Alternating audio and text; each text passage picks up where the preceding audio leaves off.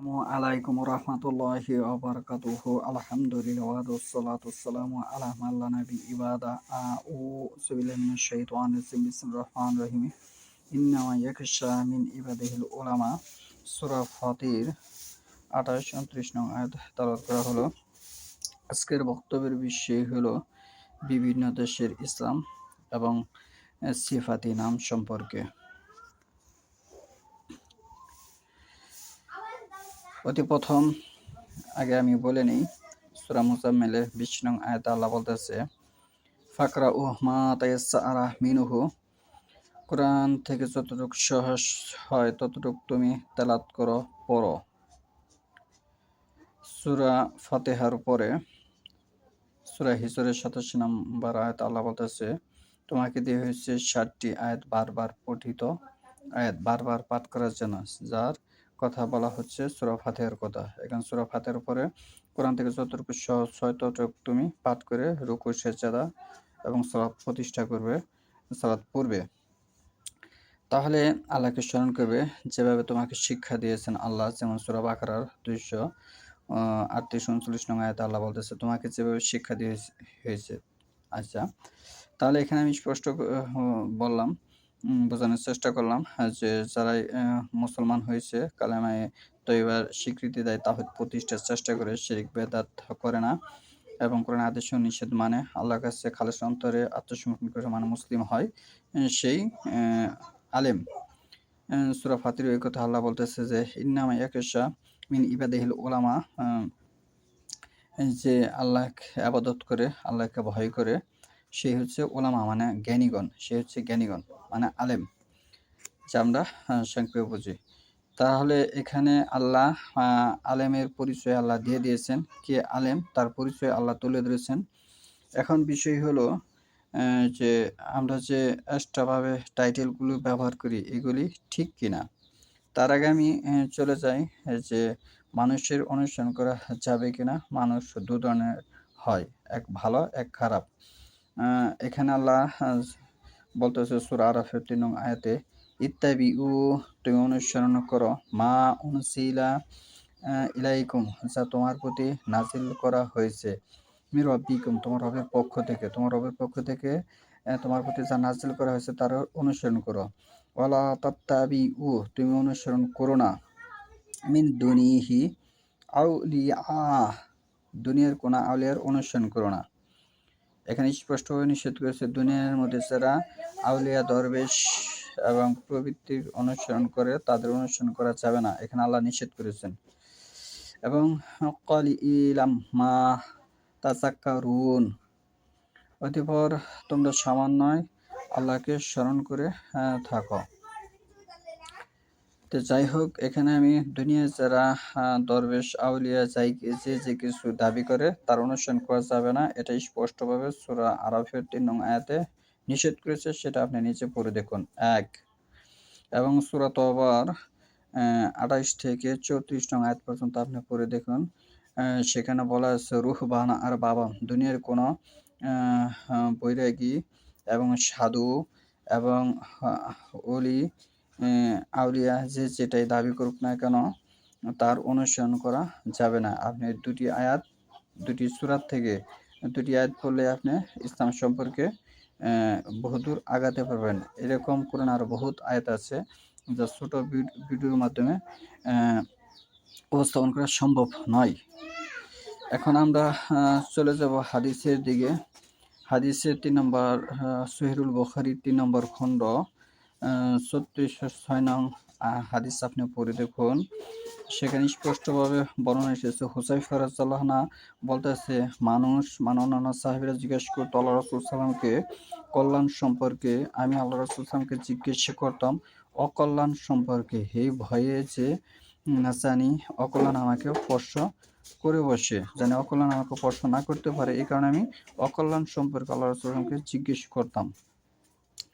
সেখানে স্পষ্টভাবে হাদিসে এভাবে বর্ণনা এসেছে যে শেষ জামানায় কিছু লোক আবির্ভাব হবে যারা ফিতনা ফাসাদ সৃষ্টি করবে, আমাদের ভাষায় যারা কথা বলবে, যারা নিজেকে শিক্ষিত দাবি করবে কিন্তু তারা মূলত শিক্ষিত নয়। তারা বিভিন্ন ছলা কৌশল মানুষকে দিয়ে জাহান্নামের দিকে ডেকে আহ্বান করে তাদের সঙ্গী সাথী করবে। তারা জাহান্নামবাসী হবে, তাদের যে অনুসরণ করবে তারাও জাহান্নামী বাসী হবে। হাদিস সহিহুল বুখারী ৩ নম্বর খণ্ড ৩৬০৬ ৩৬০৬। এবং হাদিস হচ্ছে আরেকটি হাদিস নেন যে টাইটেলের বিষয়ে বুখারী ৫ নম্বর খণ্ড ৫০৮৮ নং হাদিস। ওই হাদিসটা আমি অনুবাদ করতে পারতেছি না, কারণ এই ভিডিওটা সারা পৃথিবীর সকলেই দেখবে। কারণ আপনি ওই হাদিসটা অনুবাদ করবেন, আমি হাদিস নাম্বার বলে দিয়েছি, ৫ নম্বর খণ্ডে ৫০৮৮ নং হাদিস। মাওলানা এবং মাওলানা কাকে বলা হয় এবং যে এই উপাধিতে যে ঘুরে তাকে কি বলা হয়, ওই হাদিসে উল্লেখ আছে, কিন্তু আমি অনুবাদ করতে পারতেছি না, কারণ এটা লক্ষ জনতার সামনে উপস্থাপন হবে। আমি যদি অনুবাদ করি তাহলে আপনি মনে করবেন যে আমি আপনাকে অপমান করছি, এজন্য এটা আমি অনুবাদ করলাম না। এই হাদিস যদি আপনি মানেন, এই হাদিস যদি আপনি পড়ে থাকেন, তা আমি মনে করব, আমি আশা করব যে আপনি টাইটেল লাগাবেন না, বিশেষ করে মাওলানা নামের প্রথম ব্যবহার করবেন না। এবং কি কোন সাহাবী ব্যবহার করেছেন এটা বোঝা যায় না, যেমন আবু বকর, ওমর রাদিয়াল্লাহু আনহু, উসমান রাদিয়াল্লাহু আনহু, আলী রাদিয়াল্লাহু আনহু, আনাস রাদিয়াল্লাহু আনহু, আবু হুরায়রা রাদিয়াল্লাহু, তাদের নামের কত রকম টাইটেল আছে বলে এটি হাদিস দ্বারা বোঝা যায় না। এক এবং ১২ নম্বর সূরা সূরা ইউসুফের ৫৫ নম্বর আয়াত আপনি পড়ে দেখুন, নিচে পড়ুন। সেখানে স্পষ্টভাবে বর্ণনা আছে যে ইন্নী হাফিজুন আলিম, ইন্নী হাফিজুন আলিম, যে আমি ভালো সংরক্ষককারী। সে কি বলতেছে? আমি একজন ভালো সংরক্ষককারী। হাফেজ শব্দের অর্থ হচ্ছে সংরক্ষক, মানে হেফাজতকারী। ইন্নী হাফিজুন আলিমু, কথা বলেছিল ইউসুফ নবী সাল্লাল্লাহু আলাইহি ওয়াসাল্লাম। নবীদের জন্য হাফেজ শব্দটা ব্যবহার করলে শোভা পায়, আমি মনে করি এটি সিফাতি নাম, এবং তাদের জন্য এটি প্রযোজ্য। নবী রাসূলরা ইলম সম্পর্কে বেশি পারদর্শী, যা সাধারণ কোনো মানুষের জন্য এটি সম্ভব নয়। যেমন পৃথিবীর কোনো মানুষের পক্ষে সম্ভব নয় সমস্ত হাদিস মুখস্থ করা, ঠিক অনুরূপভাবে কোরআনও কোনো মানুষ সম্ভব নয় মুখস্থ করে। যেমন সূরা ১৮ নম্বর সূরা কাফের ১০৯ নম্বর আয়াত পড়ে দেখুন, আল্লাহ বলতেছে এই কোরআন কোনো মানুষ শেষ দিতে পারবে না, আপনি নিজে পড়ুন। এবং হাদিসে যাদেরকে হাফেজ হিসেবে আখ্যায়িত করা হয়েছে সাহাবীদের কালানে আল্লাহ রাসূল সাল্লাল্লাহু আলাইহি ওয়াসাল্লামের জীবন দশায় যে যতটুকু শিখেছিল ততটুকুই হাফেজ, ওই সূরারই হাফেজ। সম্পূর্ণ কোরআন যেহেতু একেবারে নাজিল হয়নি, তাহলে এটা একেবারে আপনি কিভাবে শিখবেন? সেই সময় দীর্ঘ 23 বছর লেগেছে কর্মে এটি নাজিল হতে। যাই হোক, আরবের হাফেজ আর বাংলাদেশের হাফেজ এক নয়। তারা আরবি ভাষা জানতো, আরবি পড়লেই তারা এর অর্থ বুঝতো, কিন্তু অনারব যারা আমরা বাংলাদেশে ভারতবর্ষে যারা, তারা আরবি পড়লে অর্থ জানবো বিষয়টা এরকম নয়। তাহলে তাদের মাঝে আমাদের একটি তফাৎ থেকে যায়, একটি বিষয়। আরেকটি বিষয় হচ্ছে যে আল্লাহ বলতেছে ১৫ নম্বর সূরার ৯ নং আয়াতে, যে ১৫ নম্বর সূরা ৯ নং আয়াতে আল্লাহ বলতেছে যে আমি এই কোরআন নাজিল করেছি, আমি এই কোরআনের হেফাজতকারী, আমি এই কোরআনের কি হেফাজতকারী। ইন্না নাহনু নাযালনা যিকরা ওয়া ইন্না লাহু লাহাফিজুন, এই যে হাফেজ। আল্লাহ ৯৯টি সিফাতি নামের মধ্যে আল্লাহ একটি সিফাতি নাম হচ্ছে হাফিজ। তাহলে তারা এটি তাদের জন্য আমি মনে করি প্রযোজ্য, শোভা পায়। আর অন্য যারা আছে তারা এটা কোন দলিলে তাদের নামের প্রথমে এটা ব্যবহার করেছে সেটি আমাদের ভেবে দেখার বিষয়, সেটা ভালো না মন্দ। এবং সূরা নাজিয়াতের ৭৯ নম্বর সূরা নাজিয়াতের ২৪ নম্বর আয়াতে সেখানে সিফাতি নাম ব্যবহার করেছিল, কিন্তু আল্লাহ নাকচ করে দিয়েছেন। সিফাতি নাম একটি বিরাট গুরুত্বপূর্ণ অপরাধ হিসেবে ধরা হয়েছে, যে ফাকালা আনা রাব্বুকুমুল আলা, আমি তোমাদের সর্বোচ্চ রব, সেখানে বলা আছে। তাহলে আপনি যদি এখন বলেন আমি রহমান, এটা আপনার জন্য ন্যায়সঙ্গত নয়। আপনি ন্যায়সঙ্গত হলে দলিল প্রমাণ উপস্থাপন করতে হবে। আল্লাহ রাসূল সাল্লাল্লাহু আলাইহি ওয়াসাল্লাম নামের প্রথমে কোনো টাইটেল আছে কিনা সেটা দেখতে হবে। সাহাবীদের নামের প্রথমে কোনো টাইটেল আছে কিনা সেটা দেখতে হবে। এবং কি সর্বশেষ কোনো সাহাবীর প্রথমে নামের প্রথম মুহাম্মদ আছে কিনা সেটাও দেখতে হবে। এবং কি ইমাম হাসান হোসেন এবং ফাতেমার নামের প্রথম মুহাম্মদ আছে কিনা সেটাও আমাদের দেখার বিষয়। তাহলে আমি যে বিষয়গুলো বলেছি চিন্তা ভাবনা করুন, গবেষণা করুন। ইসলাম মানুষ কোন দিকে নিয়ে যাচ্ছে অন্ধ অনুসরণ করা যাবে না, কারণ সেটা আমি এখানে বোঝানোর চেষ্টা করেছি। এবং বর্তমানে যারা শিরক বেদাত করে তাদের অনুসরণ করা যাবে না, সেটা হাদিসে এসেছে। সহিহ বুখারীর 3 নম্বর খণ্ডে 36 ও 6 নম্বর হাদিস পড়ে দেখুন। যারা শিরক করবে, যারা বেদাত করবে তাদের অনুসরণ করা যাবে না। যারা ভালো আলেম, ন্যায়নিষ্ঠ, যেমন ডক্টর জাকির নায়েকের মতো, যেমন আসাদুল্লাহ গালিব স্যারের মতো যারা ন্যায়নিষ্ঠ, এরকম যারা ভালো আলেম, যেমন ডক্টর জাহাঙ্গীর যে আছে, তাদের মতো লোকের অনুসরণ করা যাবে। যেমন আরেকটা আলেম আছে,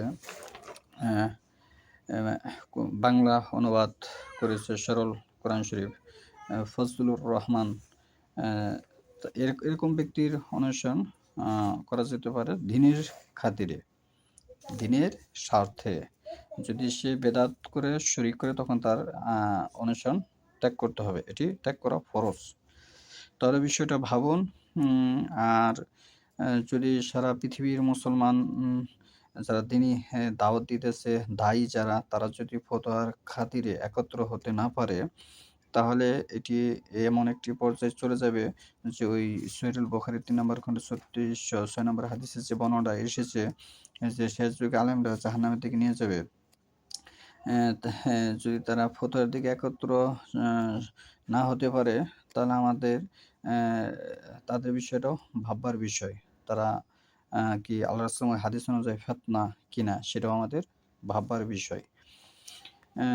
একেক দেশের ইসলাম একেক রকম, সৌদির ইসলাম একরকম, বাংলাদেশের ইসলাম একরকম, ভারতের ইসলাম একরকম, পাকিস্তানের ইসলাম একরকম, কুয়েতের ইসলাম একরকম। কোন ইসলাম কোন ইসলামের সাথে মিলে না। এই মিল না হওয়ার কারণে আমাদের সেটা ভাবিয়ে দেখতে হবে।